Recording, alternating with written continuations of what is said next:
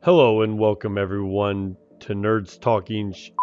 I am your host Connor and I will be joined by Wade, and in this podcast we will be talking everything from RPG tabletops all the way to PC gaming and everything in between. We will use some adult language to note, but stay with us and hope you enjoy.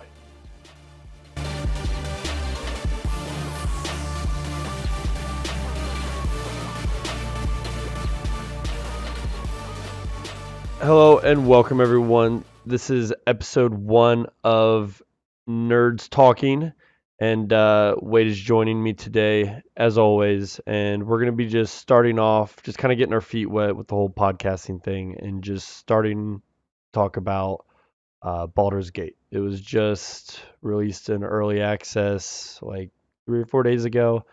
Both of us have kind of had a chance to look at it. I know, Wade, you were saying... Were you watching Moon and Soda? I was watching Moon and Soda. Moon Soda. All right. So from what I know, I haven't watched a ton. We were kind of looking at the web page on kind of everything that was released. You have... Let me make sure I get these races right. You have a vampire rogue or a hell... Wait, what are all the races even? Now I'm already lost. You have humans, half-elves, halflings, dwarves and humans, tieflings, dwarves, elves, half-elves, drows, half-drows, Githyanki, probably didn't say that right, halfling. So, those are your races. I know you said you'd play tiefling, right? Yeah, I'd totally play a tiefling. Any reasons why? Isn't Joey playing a tiefling? Isn't that his warlock? Yeah, I would literally be playing what Joey's playing Okay. in our campaign. So, I'd literally be a tiefling. For those of you that don't know, as you would know, we run a 8-person D&D night every week with a bunch of buddies, and one of our friends, he's playing a tiefling warlock, and pretty badass, not gonna lie. I don't know, I'd probably play a dwarf out of everything that's available right now. Are there going to be more classes or races? I mean, I'm surprised you wouldn't be vampire spawn. I don't know. I might. I didn't even know that was a thing. Vampire spawn is a thing we can play right now. They're not in the game yet. Are there going to be They're going to orcs? be by full release. No, there are no orcs. Baldur's Gate setting has no. It might have enemy orcs. Enemy orcs.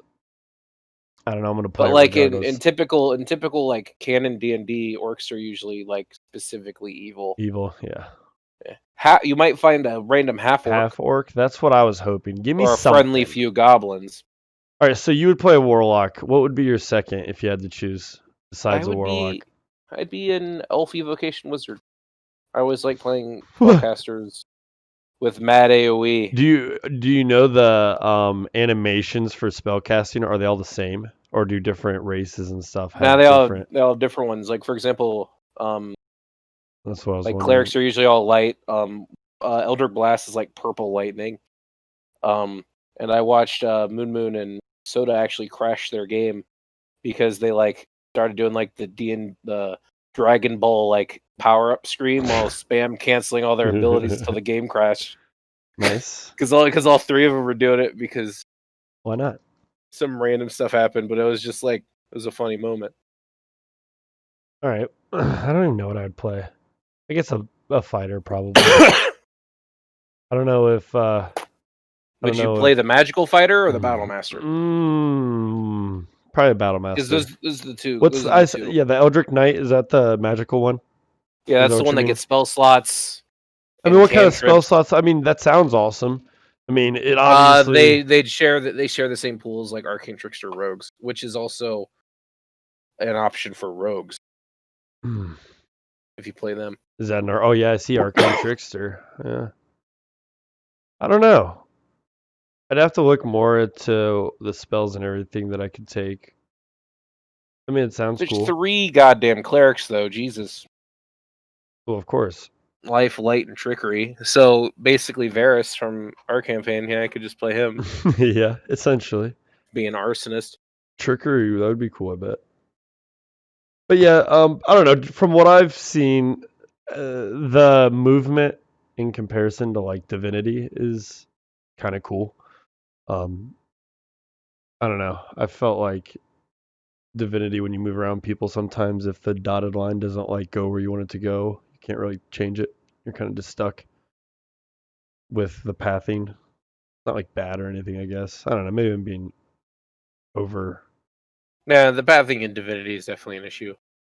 Yeah, I think that from what I've seen, haven't played yet, as we're just kind of waiting, I guess, for more story to come out before we really dive in. Um, but Yeah, I want the full 60-hour it just experience. I don't want a third of the game.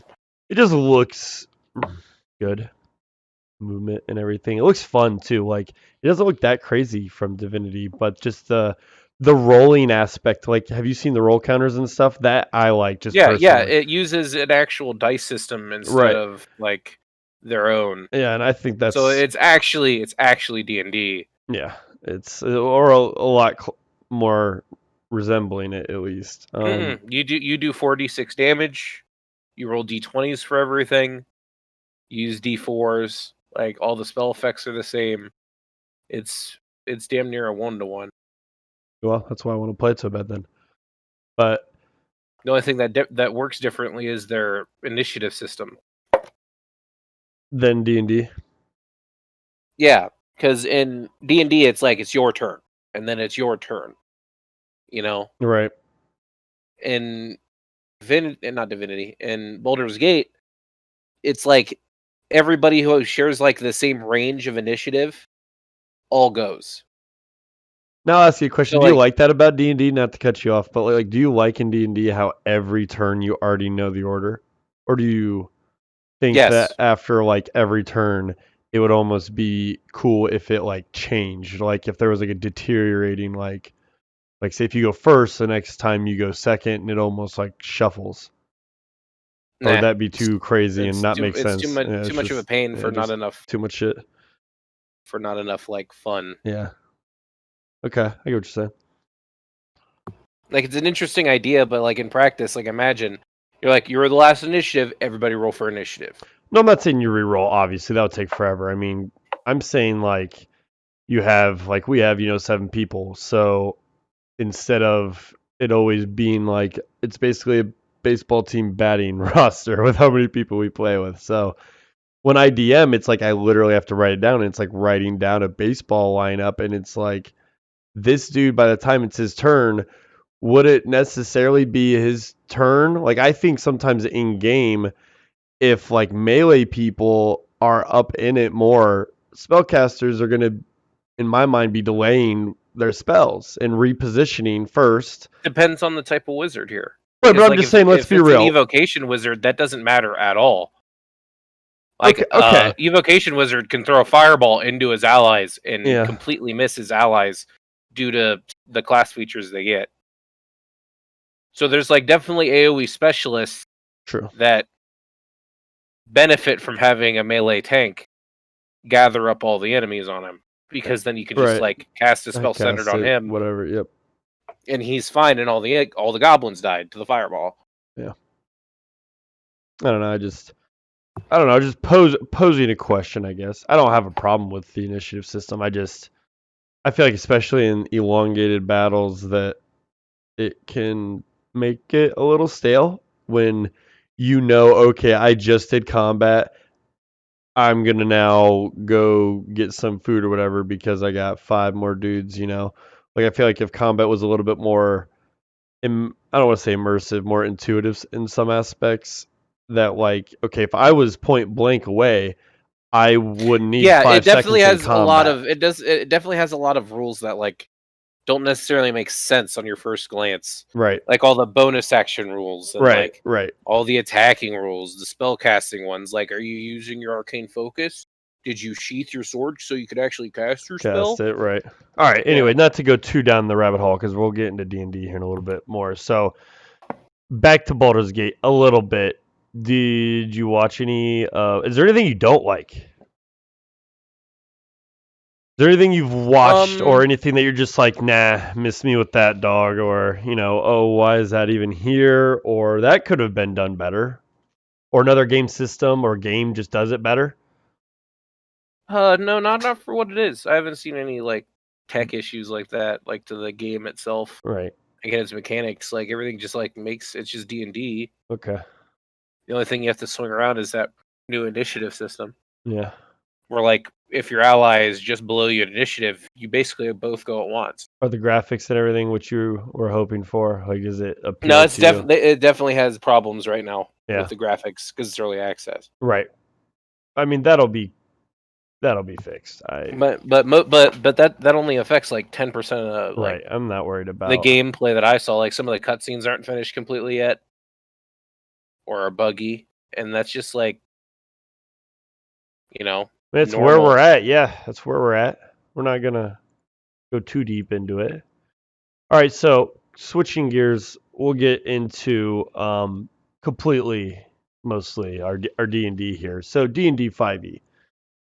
You and I, we have never really played. I mean, I played when I was really young, okay, but this is essentially our first edition where we're kind of like in it, right? Yeah, like we tried 3.5, but we got like It was just a mess. Our it was just friends so didn't want to do it.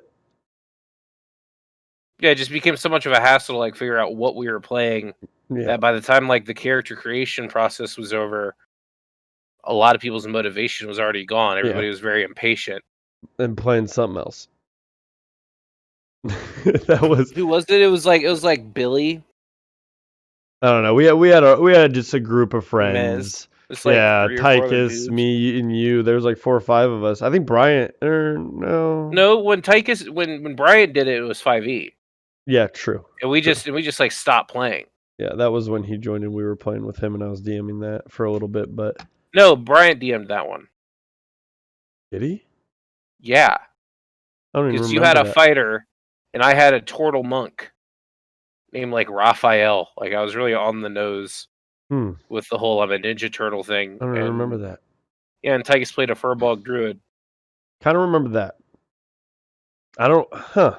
who literally just did like like really bad like stoner voice, Oh yeah, and yeah, yeah, my yeah, turtle had yeah, a Boston yeah. accent. Yeah, I remember that. Yeah. All right. So what? We've been playing our current campaign. We'll be in next week. And the time of this episode is early October, and we'll be doing our third month. That'll be our third 12 week. We'll be going consecutively, and we'll be probably wrapping up our campaign by month 4. Um, it has gone a lot faster than I thought, honestly. Like when you say it out loud, it's like, wow, we've been playing straight for 3 months, once a week for like 4 hour sessions. How long is that? What, 9 times 4? Or no, 12 times 4? 48? You got 48 hours of storytelling and lore playing essentially, and another, 12 on the way, plus the one shot that we're trying to do for Halloween. So going, man. So what do you think of now that we've been playing? What do you think of it? Obviously we've talked Pathfinder, we've talked other things. There's obvious flaws of all game systems. I think we've both come to agree upon. Not one is perfect. Um, but do you think 5e is a good place for a lot of people to start, just because of how much foundation there is? Yeah, there's just too much material for D&D.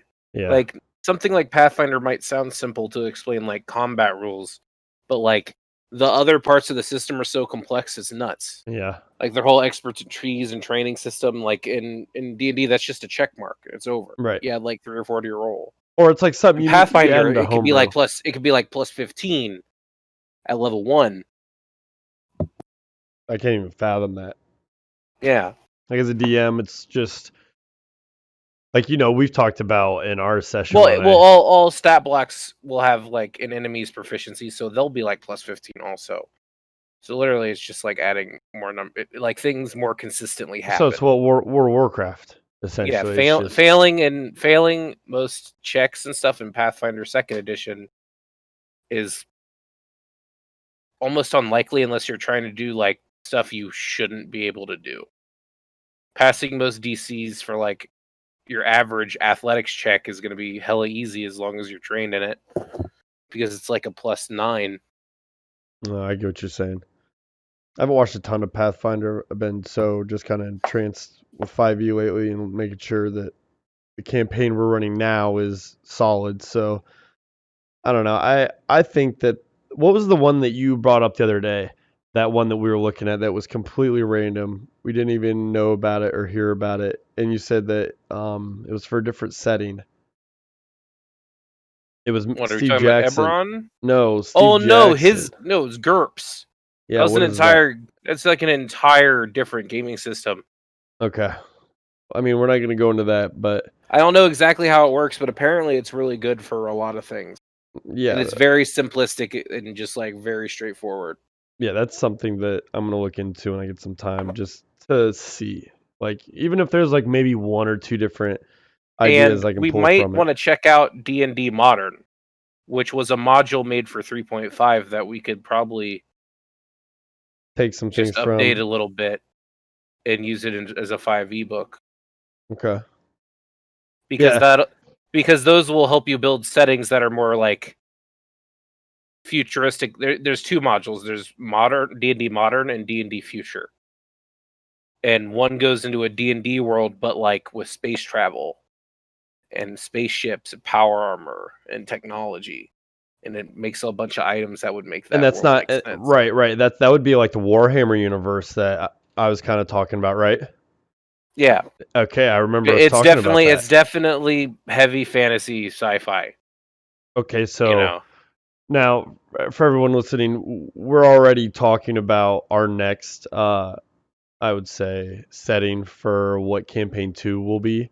Um Wade and I we were discussing a steampunky futuristic No, what cyberpunk, not cyberpunk, steampunk. not Cyberpunk. steampunk. Yeah, I knew I was like that's not right. Shadowrun. Like Yeah, a like a Shadowrun. Shadowrun type deal and frankly, I kind of understand what you mean. I mean, we talked about it, you described it to it. My dumbass kind of like sat there, and I get the general gist of it. It's just Okay, if to I had to like me. explain it, think of the movie Demolition Man, okay? Where No, it's like I get the a dystopian concept. future, except Sylvester Stallone happens to be an angry dwarf Yeah, with like the whole beard and everything, and and he's a barbarian, yeah. and Well, of course. he has like a dragon totem tattooed on his back, and he uses magic with his guns. So with that though, what I was leading to me, I just like I'm so used to just the common, I guess, trope of oh, medieval times, and that's what we've kind of always played with RPGs in a sense, you know? Except for, my wacky one shots where we get bored and we go Dude, I own YOLOing like through. they went on sale one time. I bought like all the Shadowrun single player games, and Yeah, I think you they're did all tell me that. like yeah, they're all like just nice little turn based games. And I got like four of them for like $12. I don't know. Maybe I'll have to like watch a video on some of it to just get a better feel. But I'm down. I mean, we'll talk to the group about it.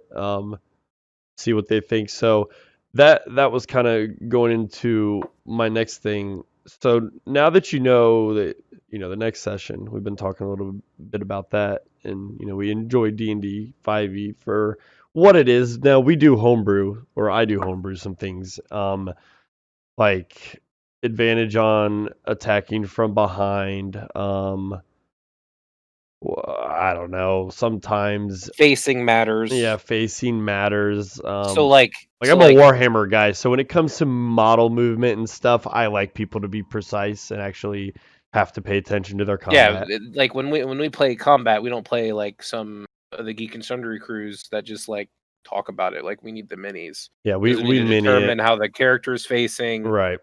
We take that. We love combat. Let's be real. Our group is a very Yeah, combat anything that heavy. makes the combat more interesting We is love. most likely being thrown in. Right. As long as it's not like game breakingly OP for either Right. side. Right. I mean, we're not even done with our campaign yet, and I've already teased it, the 3D map that I've already made just for the next like big encounter, just because I know that our group will get more out of that. A 3D battle map after, imagine we've been playing for 3 months, dude, on a TV screen, which is better than what most groups have. Think, dude, we've come so far, and now to actually have a 3D map just kind of there, able to be played and have elements that you can physically see that'll. I know you don't know about it, or I've shown you just a brief picture or visual of it, but there's places where you can actually move your model in it, and it goes there, and it's elevated. It's got a different. Yeah, it's definitely neat. I But mean, personally, for me, like I'm not a person who is like I need some minis. true. I'm usually like, See, I'll I use a am. bottle cap. See, and I can use a bottle cap. That's fine, but a mini to me is better. And if you can, why not? That's just how I've always been. Yeah, if you have a mini lying around, I'll use that instead of a bottle cap. I won't go out of my way to use the bottle cap.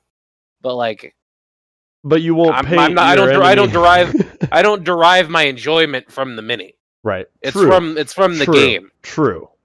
I Like agree. the hobby part's not like. I mean, I tried modeling when I was doing like the whole like build Gundams and stuff Right. and all that painting stuff when I was like 12, and I just like didn't like it. Yeah. No, Like I mean, I anything get besides that. Legos was too much. I get that. Like use the knife, cut yourself, paint it.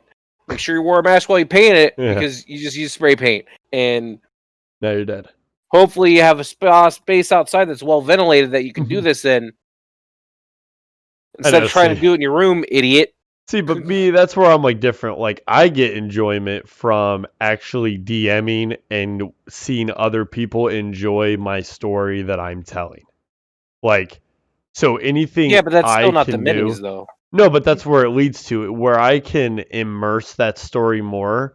If that mini looks actually like the villain. Before we did this today, I was showing you that mini, and I said, I was turning on the webcam. I'm like, yo, look at the picture of that guy. And then I compared it to the mini. It's like, does this look like it? Is that too far? Probably. Like, does most people need to go that far? No. Well, they know, but that's the level of like, the first 3D map big encounter that you guys kind of will take on.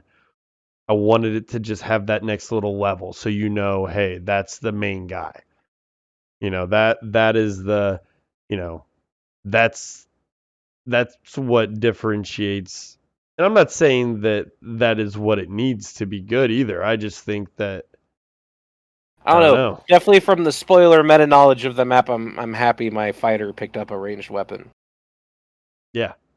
This map will be, I mean, without giving tons of spoilers, it's got elevation, it's got um rough terrain.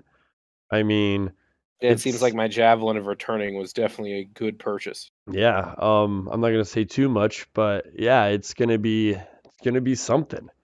And the cool thing is that I made the map like modular so I can reuse it in the future for other encounters that we want to try and stuff. So it's not like one built map, I can move it and make it any different variations and stuff. Because I'm a nerd like that.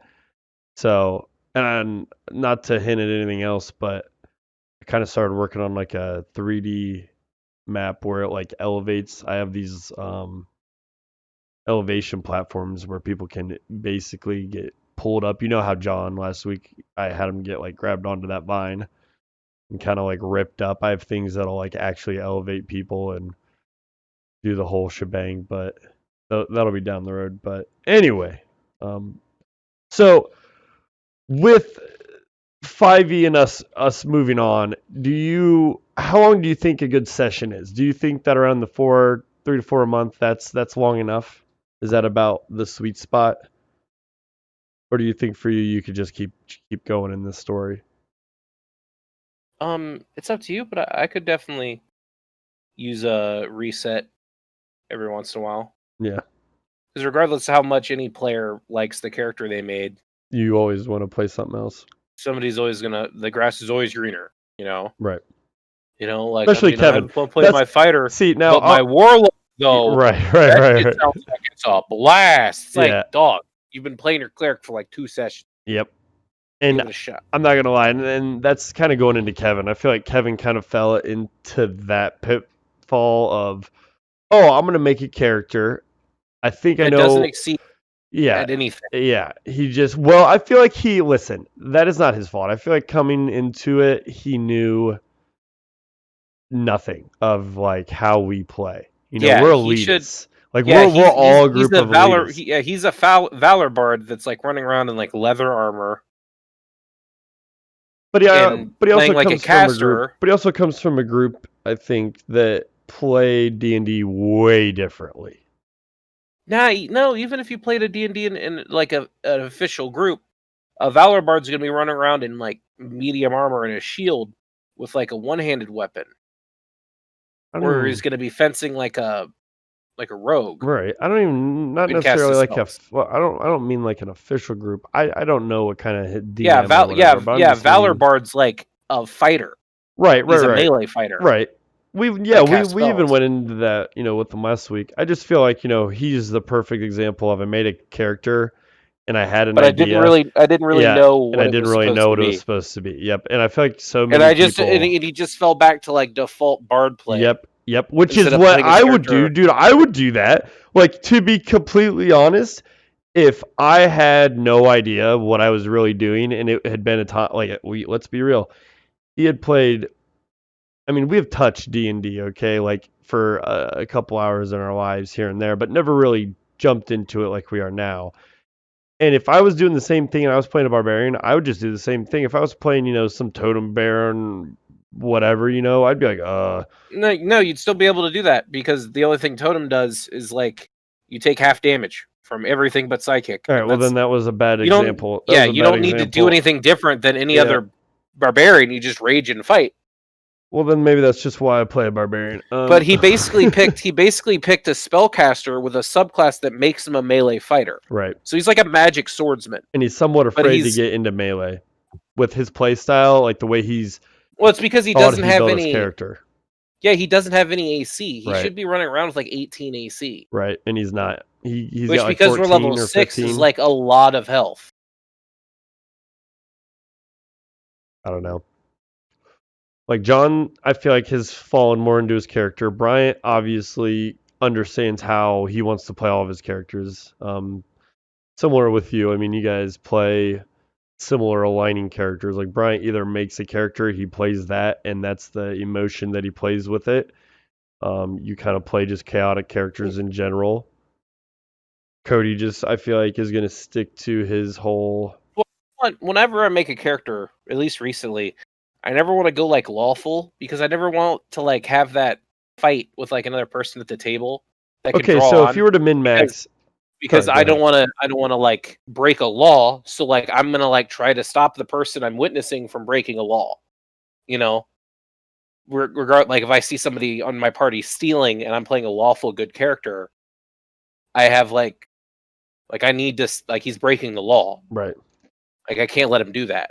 And I don't ever want to have a character that's like that. I want to be more fluid, where it's like I'm chaotic good, but I'm pretty fucking dumb. So like convincing me that like stealing the candy from the orphan was good because it was poison, that's an easily convincible thing, and I'll believe it because my character is dumb, or they're very selfish and insane, like Varys, my cleric, who's just like, if you slight me, I'm going to burn it down.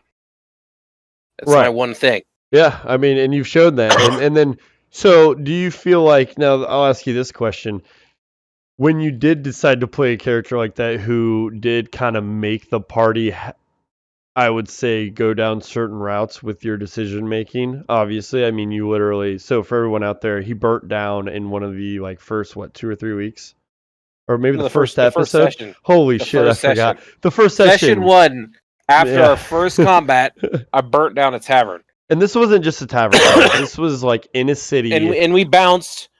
No one saw us really. It was just like on the account of a barkeeper that like they even like put us on the scene. Yeah, they were essentially the last people that saw him, and that was kind of how they were introduced to this new city that they were in, which was a group of adventurers in an adventure guild city, essentially. So they were in hot territory just beginning with as Hey, a new guild. their guild leader was really mean Yeah, and tried to fight us to the death in his backyard. yeah. So after brutally murdering him and his posse, burning down his bar just seemed like the right call. Hey, Andy killed 2 of your guildmates, technically. So technically, No, former guildmates. former. Yeah, true. They were thieves. Yeah, You sent us to get the money back. money back. Yeah. We were I mean, repo I'm men. just saying. But yeah, no, I get We what you're didn't. saying. We didn't know they were morally important until we came back and the wait, guildmaster was like, "You killed my nephews." So bring and we it were back. Back to my Should have question. said that first. Back to my question. So you playing someone who dictates for people out there, how did that feel when you had 6? Now, most people don't probably play in nearly as big of a group as we do. We have 7 other people. Well, it's because everybody always wants to play this like really cut and dry, take no risks game where Now, it's do you like feel we like do A, we do B, and if I can throw a wrench in there sometimes and make us go like Right. options C or H, yeah, or make Connor really pull something out of his hat because fuck the script. Mhm. I mean, exactly, like I get that. But I I'm mean, going to. But I mean, what happens with someone who isn't just Well, I have to be able to justifiably do it. I'm not just going to right? be like in the middle of something That's what I was getting like ready to break say. somebody's game. For somebody that's out there But trying to for play example, someone like that, when Zangief was a blabbermouth about like his meeting with Caden, right, and having information that he knew, people kept asking me questions, and me as like a good guy being like dumb enough just answered. yeah. So essentially, Wade's character had information that he wasn't supposed to indulge ever to anyone, and immediately did so. And well, it was information about like this guy not caring about like a goblin army and like a bunch of like innocent villages being destroyed.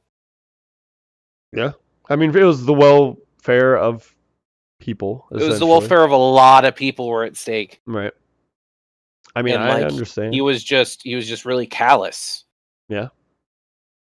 So overall, your thoughts up to now in the session, and what would you say could be done better, and what did you think? Okay, let's start. What do you think of the session now? We'll start there. I think the session itself is usually fine. The issue when it comes down to it is either we have too many players or somebody doesn't know what they're supposed to do on their turn, or they know what they're supposed to do but they don't know if they can do it because of some of the wonky rulings in D&D. So what's what'll happen the is like resolution our there? is like the only resolution I could see would be like putting us on a timer, and if you don't declare what you're doing on your turn within like 10 seconds, you're skipped, and then when it get back and when it you're put at the end Yeah. of everyone's turn until you're ready. So you don't necessarily go down to bottom of the initiative. Like if it's his turn and he doesn't know, he goes to the bottom of the next person's turn. Right. And Like after that turn, you ask him I do again, with John sometimes when and it's. then moving on. Because like, But how it long has dice gotten rolling and better. stuff takes. Like, in all honesty, I think people should start using the phone app instead of physically rolling at this point. Because it'll be like, do I have a D4? Do I need this? Do I need that? See, and I was getting ready to say, what if we if we used apps, it like math would be easier and all that stuff. Like, and nobody would be able to fudge the roll. True. Because like most like you can see my phone from where you're sitting. You can see Cody's. So everybody just used the like. But then everybody likes D20 rolling dice. roller. That's my argument to that. Is that literally everyone likes rolling dice, Wade? Yeah, but for D20s and stuff, I don't think it's necessary for like your damage. What if I literally get rid of all the dice but a D20, a D4, and a D6, and a D10 and a D8 is off to the side, and we take the D12 and get rid of it because you never use it, and you take what even left is there. I That's don't it. think anyone at our table uses D12s. Right, that's Varys what I'm uses saying. D12s. Well, I'm just saying, what if I just like make a little holder for the table that we have or something like? And then the issue is like a bunch of people need multiple dice. Like if you cast like Fireball, Right. like if Joey casts Fireball, that's 8d6. We have 8d6 though. We have them. I threw about 40 more d6s onto the table that are now there that have not been there since our last session. So we have. Then the problem should be solved, but nobody's using them. No, this is the first time. They weren't there last session. They'll be there for the next session. Yeah, that's a non-issue then. I'm already getting more die for the whole table. Because But if people are already hold. Are you saying like I should organize them? Yeah, like for example, John should just have like a box with his attacking die in it. Then I'll Like do what he's that. gonna do I every will turn. make some die that or some boxes that are or like a little holder for And dice. John's box will have his D6s and his D4 in it. Yep, it'll have D's whatever it is. We'll his just D20. go through it. Yep. And he He'll can have just 2 D20s because of Fury, so he can roll both of them when he's at advantage. Yep. All right, so then what is so it's gone fine. So what has been the best part of the so the worst part is that we have a lot of people combat takes. Honestly though, dude, our combat is actually really good. I'm gonna be real. It's really good. It'll get better the more people play. Right. We're just rule Nazis and we need everything to be perfect. So for everybody listening out there, don't think that like makes sense. Yeah, don't think our combat takes like 2 hours. We play in 4 hours and we had one bad night where we addressed it. Well, I addressed it. And we had one combat take about an hour and a half. And in our mind, that was way too long. That one combat was like minuscule. No, it wasn't minuscule. It was against Snigger. It was against a boss. I mean, a decent boss encounter. A decent boss. Yeah. Yeah. Like it took us that long because like you almost killed like 3 of us. Right. Like I was in like the battle. It died, and I was on death saving throws. Almost. No, I was unconscious. You were unconscious. Yeah. I was literally. So then, what's wrong with that? I think that's normal. Then that sounds normal to me. Yeah. So like that combat being long was like annoying because I think like our biggest damage dealer wasn't there. So is it the fact that you just don't want combat to take that long regardless? Yeah, I want people to like know what they're going to do. But do you think that is the issue? Like a lot of for our combat related things, yeah. Okay, so then don't name names, but I don't think a lot of people are like necessarily super comfortable with like RPing right so much. Even Brian, even you know who I meant already. Right. Because both his characters are antisocial. That's one of their defining character traits. Right. Is they're shut-ins. Either due to awkwardness or by being mean. Like his cleric's awkward and his artificer's mean. Yeah. I mean, I don't see Kevin's really good at it. That. And Kevin's really good at it, but like John most of the time is. No, he does some role playing. He does it. I think we all do it. It's just when you try to critique it, it doesn't seem like we're doing it enough as a group as a whole. Because I feel like most groups, and from what I've somewhat been learning, is I feel like as groups evolve, I think it's because we don't interact with each other in character. Right. That's what I was just getting ready to say. It's like we're all playing a computer game. We're all playing against the DM. You're all playing against the DM. Yeah, it's like we're playing. No, it's like it's like you're the computer, okay, and we're all playing the game, talking in Discord about it. Right, and that's why instead of me being Zangief talking to. Well, that's why throughout the Rado, story I've had to help you guys. Wade talking to Cody. Right. Exactly, and that's where it's like throughout the story I'm gonna have to like, That's and why I think we just need to like. I don't think we need to stop table talk. We just need to change table talk. No, table talk needs to just not be if you're not talking within the story and it's not your turn. you shouldn't be talking. If you still have questions about last combat and why you did X and Y amount of damage, that should be discussed before the next combat. Like, not during the current whatever's going on. You should hold that question and then think, okay, at the start of the next combat, I'm just going to say, hey, so, and that's when you bring that in. I feel like everybody's so afraid to mess up that they feel like they need to know now. Yeah, they're the opposite of me, who's like willing to throw our entire party in jail. Yeah, they're so afraid to mess up that instead of just kind of being like, okay, That and like, for example, during that whole altercation, they were all telling me to stop, right. but they weren't like in character telling me to stop. That'll be in time, Wade. They never specified. So I just thought it was like, well, do you either? I'm gonna to do criticize I'm you, do gonna you do either? Well, no, I was doing it because I was actively talking to you as Zangief. Right, but I mean, you'd never. And instead of being like, one of them being like, and Ned comes up and tells Zangief to shut up and like, yeah, but maybe you should have been like, hey, group, I want to do this, should I? Nah, I'm not wise. I'm not smart. My mental stats are dumps. I might as well. Zangief's a paste eater. Right, but then realize that as a DM, eventually, if you're gonna sit here and criticize the group for not talking and then not do it yourself, as a DM, I did do it myself to a point. But I'm saying that's what got us thrown in jail, was me doing it myself and nobody stopping me. They did, but they were trying to verbally stop you instead of physically stopping you.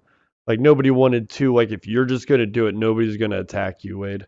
Nobody wants altercation. No, I didn't want somebody to attack me. I wanted somebody to like step up. They did in character and tell me to stop. I mean, they did. Like, many people were like, no, and you didn't even listen. You weren't even in character. I remember, if to be all fair, you're like, nah, and you're just shaking your head and looking at me like, nah. Like, you were not 100% in character, so don't criticize them. To be fair, if you want that issue, I think that you have with the party of everybody not being as, I don't know, cohesive as you want them to be, I think that'll just come in time. Like, true. I think I just wanted somebody to like elbow Zangief like in the ribs. And maybe in time they will, maybe next campaign, someone to like stomp on my foot to make me shut up. But realize when you have 7 guys in a room, it doesn't matter whether, you're females or whoever, there's going to be some people who are afraid to act out. You're going to have people that are like Kevin. Yeah, but in my opinion here is sometimes they do it for other people. They'd interrupt in character and stop somebody from doing something. And why do you think that is? You think that's because they're more comfortable with that person that they're interrupting with? Yeah, and I think that might be it. And that's probably why I said in time, you don't think that as everybody as a group becomes more comfortable with each other, that'll be... Yeah, like in that moment that we're talking about specifically, I would have totally shut up if somebody like would have done one of the things I said. Well, then maybe in session 0 before our next campaign, shook my arm, we bring that up. We say, hey, so one thing from the last campaign is, we noticed that people that are more comfortable talking to each other interact more with each other. That's fine. I don't want to say that that's an issue, but or maybe me as a DM, I need to take it upon me. Maybe I'm looking at it wrong. Maybe I need to make it or maybe they think I wouldn't stop. That I like that regardless of what they said. They did. That's what Brian even said. He's like, well, he's gonna do it anyway. Like, that's how they perceive you, Wade. I had like a couple. Well, then maybe you need to show restraint at some point with your character, because I feel like the whole group's mentality on how your character is that he's, no matter what, once he says it, it's happening. Like, seriously, that's, you burnt down a tavern, you got people thrown in jail. Like, there was no two major events. There was no conversation. It was just point blank, we're happening, here we go. Like, I think John, even in the part that got you guys thrown in jail, I think he did actually try and stop you. He said, and I whisper over to him, that we probably, like, they all did try and stop you, and you're like, nah. Dude, somebody just need to physically touch me. Giggity. Giggity. And on that note, That was the one condition because Zangief was zoning in on the conversation. rough childhood. Somebody need to like snap me out of it. Anyway, so He was switching. focused on the guy asking questions. So we'll keep you up to date, obviously, with our D&D 5e. I don't know. We don't even have a name for it. Tales of Connor and Wade and our 5e with our friends. When we have a name, we'll let you know. But to wrap up our 5e sessions before we talk about Tasha's Cauldron, and then that'll be kind of our last little topic here. So, what are you hoping to get? I'll just say this because I think this would be kind of a cool thing to say in our first episode of our podcast. What are you kind of hoping to get out of our current D&D session? Like, where we're at in life right now. You know, we've played games, we've done all kinds of stuff, but right now, I think this is the first time we've actually actively, with a group this big, for as long as we've done it, IRL, met up and played with a group like this. What are you hoping we get out of it? Anything? Like, do you have any hopes or anything from it? The D&D is what I'm getting out of it. Yeah. I mean, come on, dude. That's you're gonna make some friends too, you know. Well, that's like assumed. I didn't think I needed to like. Yeah, I mean, well, a little bit. When you say it that way, you sound pretty shallow as fuck. I'll be honest. Nah, I assumed I was gonna be making friends because they're already been dealing with me for like right 2 or 3 months in a personal. So making friends, playing D&D. Area. What has D&D like given the you? basics. Has D&D given you what you were hoping it would? Yeah, it's fun. But That's all that matters. I mean, let's be real. We're both hermits, dude. We don't leave our houses that much. I mean, is getting out of your house every week, is that giving you something to look forward to? Like, does it kind of give you? I look forward to it, but I hate driving so much. Yeah. And it's not getting to you that's bad. It's leaving because it's dark and I have really terrible night vision. Well, that's why you just need to move in. Then you don't got to drive anywhere. It's awful. But all right, so I'll say I hate like highways. Like going on like US 33. All right, so what don't Nah. you like about driving now that we're talking about it? Because I know I've known you for damn near ever, so everybody knows. During the day, it's just taking curves faster, like at like normal speeds. Those curves, man, they come out of nowhere. If they're not freshly painted, the ones that are like signaled in the road, not like a gradual like curve, like a sharper one. Signaled in the road?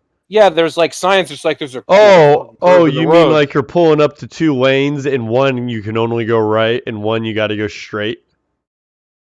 No, just like on like a county road when the road's straight and then it curves like 45 degrees to the right, and there's a sign that's like take the curve at 45 instead of the current speed limit.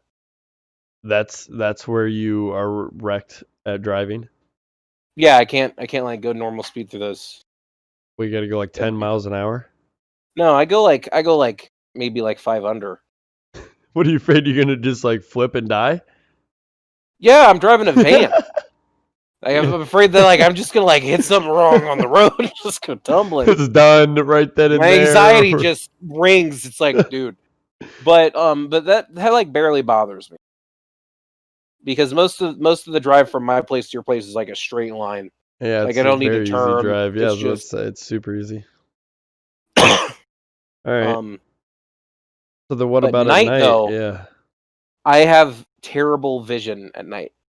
Your vision has just gotten worse in the last like 5 years a lot, hasn't it? No. If you're talking about like close to me, it hasn't changed at all. But like, more than like 25 feet. If it's around like 15 feet, it starts to get bad. So basically 10 feet outside of your car. Yeah. With my glasses, it's better, but like it's just, and because it's county roads the whole way instead of like it's a really highway, dark, right? It's really dark. It's pitch black, and you live in deer country. Yeah. Like, there's just fucking deer. Yeah, like everywhere. Dude, so like when my visibility's like 120 feet, and I'm going like 60, and you don't have dark vision for sure. And I'm just sitting there. I'm like, will I be able to like not hit this deer in time? Well, that's great to And know. my phone doesn't even have service out here. So if I hit this deer, you need to get some better lights on your van. That's all I'm saying. Then I'd be getting something that's like rocked and ready to go, that dude. could be it. Maybe maybe that should be something. Maybe you guys need like better lights because Ashland's car, they rock. I'm not even gonna lie, dude. I can see it like, dude, when we're out, I love driving out in the country because when I turn on the brights, dude, I can see like 2 football fields in every direction, like real talk. So maybe you guys need just some newer light bulbs. Yeah, maybe newer lights. But all right, Maybe that's what's causing. jumping courses. Last topic here, and then we'll wrap this up. If you guys have dealt with us this long, we do appreciate it. Tasha's Cauldron, 5e. Talked a little bit about it before we hopped in here. Basically, this is going to expand subclasses, more character options, introducing group patrons, spells, artifacts, magic tattoos, expanded rule options, and a plethora of puzzles. Um, any of those, jump up at you and The things get you that have been excited? announced that I'm excited for is Here, this is what I'm looking at in case you want to look at it. normal orcs and kobolds are losing the downsides of being orcs and kobolds, like for their stats. What do you mean? So a normal orc after Tasha's Right. rules are applied doesn't have negative intelligence. Sounds hot. Oh, that's right. It'll That's right. it'll be back We to talked 0. about this. Yeah. And a kobold will have neutral strength instead of Yeah. negative strength. And I think they're losing sunlight sensitivity too, which makes kobolds like giga overpowered. They roll at advantage all the time. That's just pretty strong. Yeah, it's so not as barbarians and stuff can do it too. It's not that nuts. All right, so this comes out. We said November 17th. Is that right? Yeah, there's November 17th. It's going to be hardback, about $50. Should I get it? Should you? I Yes. mean, I would. Should I pre-order it on Amazon right now? I'm looking at it right now. That's up to you. And get it. What for I'm excited $30. for is the armor artificer because I want to make a grung artificer named Tony Slark and like run around in power armor. I mean, yeah, that sounds pretty hot. That sounds pretty hot. I'm not gonna lie. Yeah. So how big is this book? All I know is it has all the psychic subclasses for everything being official now. So you'll have psychic wizards and psychic sorcerers. How long is 5e going to be a thing? Like, am I going to buy this book? Yeah, how long has 5e been out? Let me see. It can't be more than 3 or 4 years, can it? Let's see. 2014. So it's been 6 years.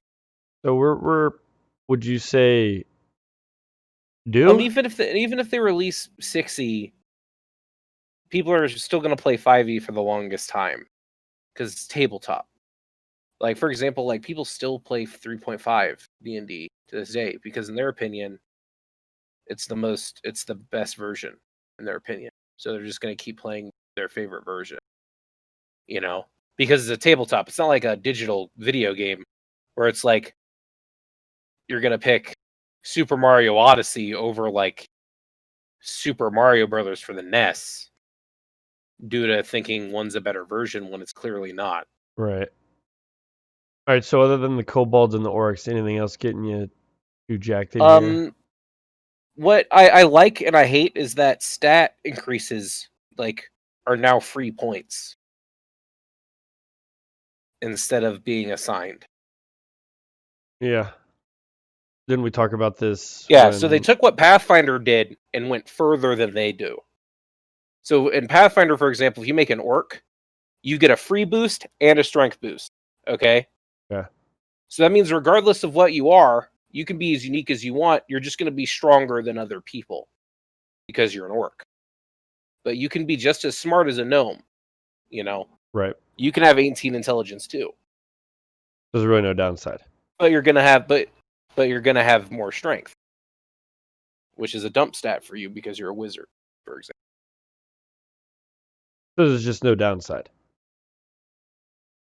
Well, besides that boost not being in like Constitution or Dexterity, stats that would help you more, then yeah.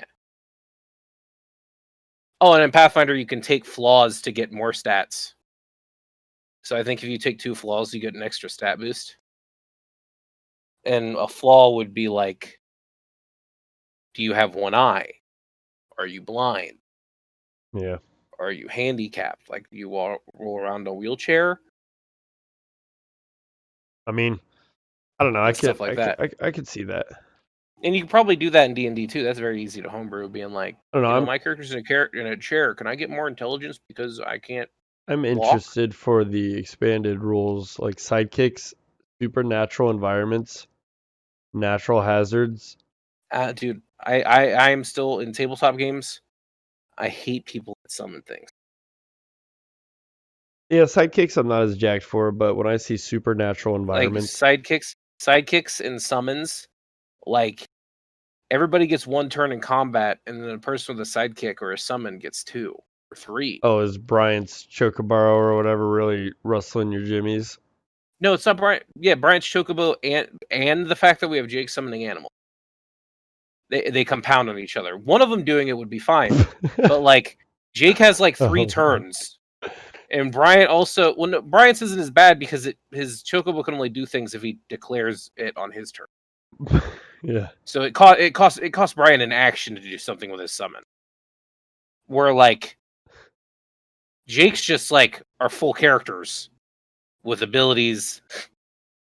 He's just like, yep, I have a line that's mauling people, pounce, roll the saves, and you're just like, well, what now? And you got like 2 more of those too. Oh, you have a giant scorpion with it. Yes, that was all. I mean, it's great. Mm-hmm. I mean, druids are Yeah, fun. it's cool. It's cool thematically and stuff. And even Wade just doesn't like it taking long to get back to his turn. no, I don't like combat taking long. It doesn't. Our combat for 7 people takes shorter than most people's, honestly. Why does it feel like it's taking so long? Because you want your turn. Like, you are always just like, I need it. Like, when we get 2 to 3 combats done in a 4-hour session with 7 people and a lot of story done, I think that's pretty good, honestly. Dude, I don't think you're ready for how OP my guy just got. Probably not. But yeah, he's a barbarian now. So oh god, I would ask if you allow multi-classing at all before I confirm that. I don't know. That might be for another discussion. Yeah, so you should tell everybody that, because like my character, how he's built for like succeeding strength checks. Well, I roll if I'm a barbarian when I rage at advantage. Yeah, always. So with my high strength, my high athletics mod, and at advantage all the time, like I'm always going to be grappling and throwing you prone. That's what I said earlier. And you were like, "Nah, dude." If I'm no, it's no. Only That's when you if rage, it's only when I rage. Yeah, that's only every big combat. It's twice a day, right? Which is essentially every big combat. Those come back. No, those come back every short rest. Yeah, so all the time. So it's realistically 4 a day. Yeah, it's all the time. And I'm still good without it. Yeah. So no, we'll be handling that. But anyway, you got anything else you want to add to this episode, first episode of Nerds talking shit here? Anything you want to go over? I don't really got anything. I think it was pretty fun. Yeah. We'll keep it going. If you guys have anything, leave us some feedback. If there's something you guys want to hear us talk about, obviously we'll be talking D&D, we'll be talking other video games and stuff, but for the time being, we're playing a lot of tabletops right now, so that'll probably be a heavy influence for the time being. But going forward, just want to say thank you for listening. Wow, as my voice just completely goes out there, I'm going to have to maybe edit that out or leave it. I don't know. But thank you for watching. You're not watching. Shit, now I got to definitely edit it out. Thank you for listening. And make sure to subscribe. Check us out on Spotify and YouTube. And hopefully you guys come back and check it out.